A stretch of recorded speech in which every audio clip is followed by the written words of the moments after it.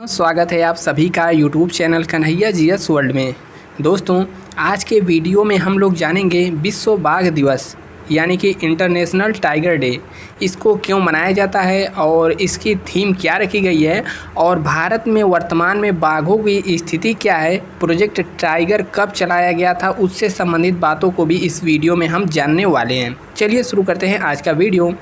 दोस्त, चैनल पे नए हैं तो सब्सक्राइब ज़रूर करना है, बाकी नोटिफिकेशन के लिए घंटा को भी दबा देना है और वीडियो को लाइक करके आगे बढ़ जाना है। देखिए, सबसे पहले हम जानते हैं विश्व बाघ दिवस क्यों मनाया जाता है, कब मनाया जाता है। तो यह प्रत्येक वर्ष 29 जुलाई को मनाया जाता है। कब से मनाया जाता है आगे बात करेंगे, ठीक है।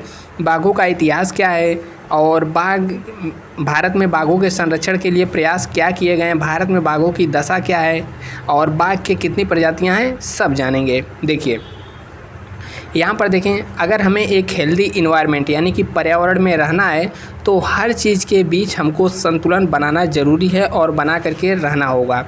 भारत में उन प्रजातियों यानी भारत में बाघ उन प्रजातियों में से है जो खत्म होने की कगार पर है। इसी कारण 29 जुलाई को विश्व बाघ दिवस के रूप में मनाया जाता है। इसी कारण से बाघों की घटती आबादी पर विराम लगाने के लिए और संरक्षण के लिए प्रतिवर्ष विश्व बाघ दिवस मनाया जाता है, जिससे लोगों को जानवरों का महत्व समझ में आए और बाघों के प्रजातियों के लुप्त होने की बाघ के लुप्त होने की वजह से प्राकृतिक जो अस्थिरता बदलती जा रही है उसके बारे में लोगों को जागरूक लोग हो सकें। बाघ की बात करें इसका वैज्ञानिक नाम का, तो इसको पैंथेरा टिग्रिस के नाम से जाना जाता है और यह बिल्ली की ही बड़ी प्रजाति है, सबसे बड़ी प्रजाति बिल्ली की है। देखिए, बाघ संरक्षण दिवस को बढ़ावा देने के लिए और यहाँ पर घटती आबादी के लिए वर्ष 2010 में रूस का एक शहर है सेंट पीटर्सबर्ग, यहाँ पर एक शिखर सम्मेलन का आयोजन किया गया और वर्ष 2022 तक बाघों की संख्या को दोगुना करने का लक्ष्य रखा गया। वर्तमान में बात करें बाघों की कितनी संख्या है, तो नवीनतम यहाँ पर बाघों की गणना के अनुसार 3167 बाघ हैं। यहाँ पर देखेंगे थीम के बारे में, तो देखिए, वर्ष 2023 में बाघों के विलुप्त होने और उन्हें बचाने की आवश्यकता के बारे में जागरूकता बढ़ाने का सामान्य लक्ष्य के साथ बिना किसी विशिष्ट विषय यानी कि बिना किसी विशिष्ट थीम के साथ यहाँ पर अब की बार मनाया जा रहा है। इसका पर्पज़ है the raise awareness towards the illegal killing of tiger and the need for their protection, ठीक है। बिना किसी विशिष्ट थीम के इस बार मनाया जा रहा है। यहाँ पर देख सकते हैं टाइगर को बेचारा तान तोड़ रहा है, ठीक है।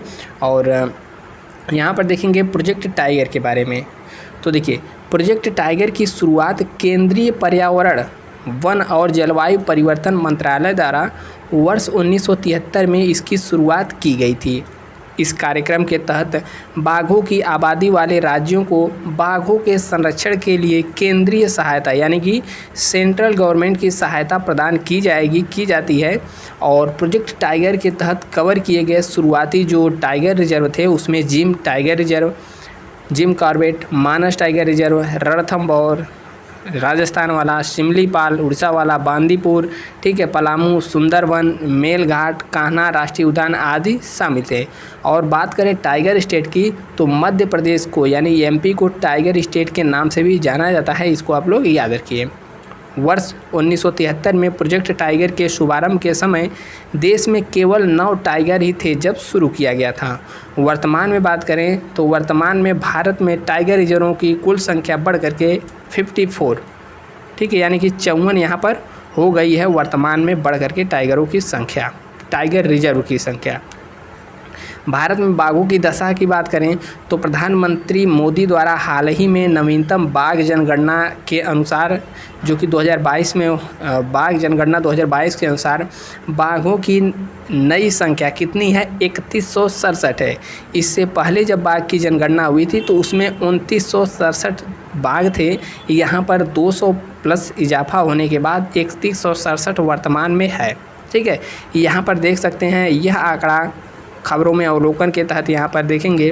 प्रधानमंत्री मोदी ने प्रोजेक्ट टाइगर के 50 वर्ष पूरे होने के उपलक्ष्य में इंटरनेशनल बिग कैट अलायंस का भी यहाँ पर शुरुआत किया ठीक है। तो इंटरनेट बिग कैट अलायंस का शुरुआत किसके द्वारा, भारत के द्वारा यहाँ पर मोदी जी के द्वारा शुरू किया गया। गठबंधन के उद्देश्य बाघों और शेरों सहित दुनिया भर के 7 बिल्ली की प्रमुख प्रजातियाँ, ठीक है।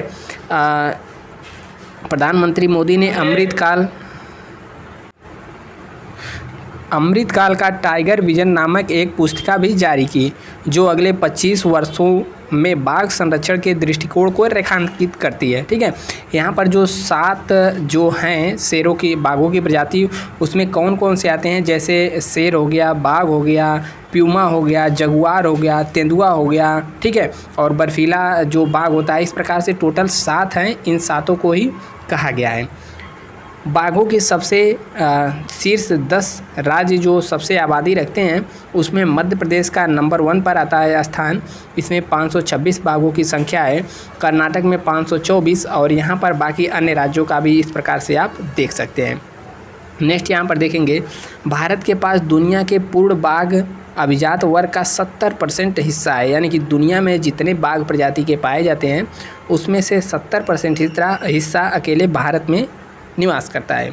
बाघों की जिंदा प्रजातियां की बात करें तो देखिए वहाँ पर जो छूट रहा था वह साइबेरियन टाइगर है, और यहाँ पर साइबेरियन नहीं भाई, वो तो साइबेरिया का हो जाएगा, ठीक है। साइबेरियन टाइगर जिंदा प्रजातियाँ जो है Bengal tiger, Indo Chinese tiger, Malayan, Sumatra tiger, ये सब जिंदा प्रजातियाँ। और जो विलुप्त हो चुकी है दुनिया से वह बाली टाइगर जो इंडोनेशिया में पड़ता है, कैस्पियन टाइगर, जावन टाइगर, ठीक है, ये सब विलुप्त हो चुकी हैं प्रजातियाँ।